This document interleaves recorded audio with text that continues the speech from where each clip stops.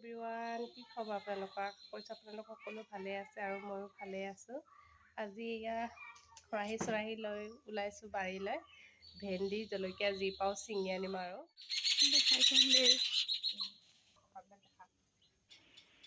ভিডিঅ'টো যোৱাকালি আবেলিয়ে কৰা আছিলে, যিহেতু মই সময় নোপোৱাৰ কাৰণে আপলোড দিব পৰা নাছিলোঁ আৰু ভাবিলোঁ এতিয়া দি দিওঁ। এয়া চাওকচোন জলকীয়াবোৰ কি ধুনীয়াকৈ লাগিছে। জলকীয়াবিলাক যিহেতু গছতে পকি মৰহি যায়, সেয়েহে ভাবিলোঁ মই পকাবিলাক আনি আচাৰ বনাম। সেই ভাবিলোঁ পকাবিলাক মই ছিঙি আনি থলোঁ আৰু এয়া চাওকচোন জলকীয়াবিলাক কি ধুনীয়াকৈ লাগিছে। আৰু এয়া এইফালে নাৰিকল গছত পাণ। নিজৰ বাৰীতে যদি বেঙেনা, ভেন্দি আৰু যিকোনো মানে কেঁচা চব্জিবিলাক নিজৰ বাৰীতে হ'লে মানে কিনি খাব লগা নহয়। যিহেতু কিনি খোৱাবিলাকত বহুত মেডিচিন দিয়া থাকে, হয় না নহয়? আৰু ইয়াত চাওকচোন জলকীয়াবিলাক ইমান ধুনীয়াকৈ লাগিছে।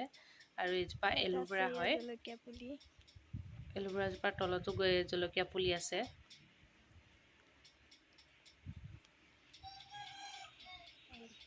আৰু এইজোপা বহুত ঔষধি গছ বুলি কয়, ধূপৰ টেঙা। আৰু এইফালে আহি গ'ল আমাৰ গোমধান বাগানখন। যিহেতু গোমধান ডাঙৰ ডাঙৰ হৈছে, খাবলৈ হ'বই আৰু এইফালে আছে ৰঙা মৰিচা। আমি ৰঙা মৰিচা কুমলীয়াতে খালোঁ বাৰু, এতিয়া এইবিলাক বুঢ়া হৈ গ'ল আৰু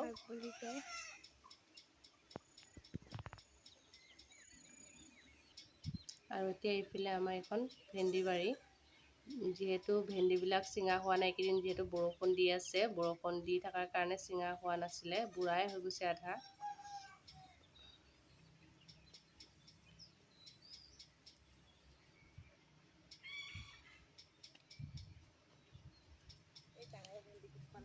গছবিলাক কিছুমান ওখ হৈছে, কিছুমান চাপৰ হৈ আছে, তেও ভেন্দি লাগি থাকে।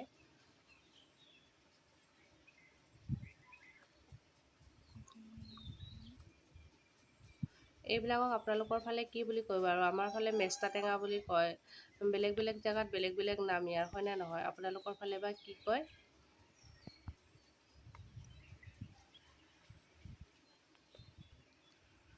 আৰু ইয়াতো আছিলে জলকীয়া, এয়া পকাবিলাক মই ইয়াৰ পৰাও ছিঙি ল'লোঁ।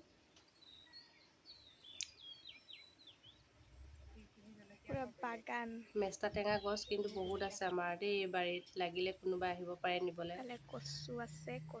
আৰু আমি বাৰীতে এটা ৰিলচো বনাই ল'লোঁ। আজিৰ ভিডিঅ'টো ইমানেই আছিল, শেষৰ এটা ভিডিঅ'ত লগ পাম বুলি আশা থাকিল। Bye bye.